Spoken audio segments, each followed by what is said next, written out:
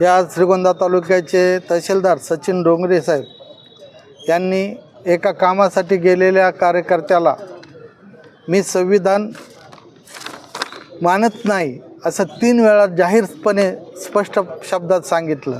त्यावेळी साक्षीला सर्व पत्रकार त्या ठिकाणी होते आणि पूर्ण त्यांचा हॉल भरलेला होता। 50 लोक त्या ठिकाणी उपस्थित होते। तेवढ्या लोकांमध्ये सचिन डोंगरे यांनी मी संविधान मानत नाही अशी स्पष्ट त्या शब्दात त्यांनी त्या ठिकाणी सांगितलं आहे।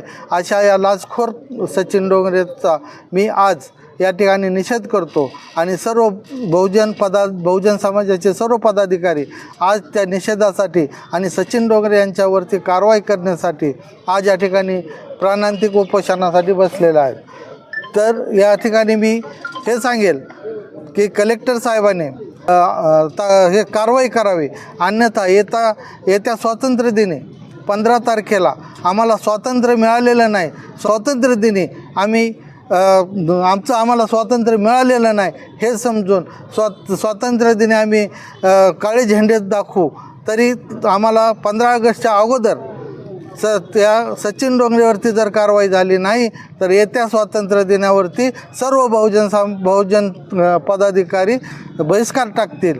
मग त्यावरती आमच्यावर गुन्हे दाखल झाले तरी चालतील। त्याबद्दल मी पुन्हा या ठिकाणी त्याच्या ज्या वाक्याचा तीव्र शब्दात निषेध व्यक्त करतो आणि तहसीलदारावरती कलेक्टर साहेबांनी आणि प्रांतसाहेबांनी ताबडतोब कारवाई करावी ही मी या ठिकाणी विनंती करतो। लोकक्रांती न्यूज करिता किशोर मचे, श्रीगोंदा।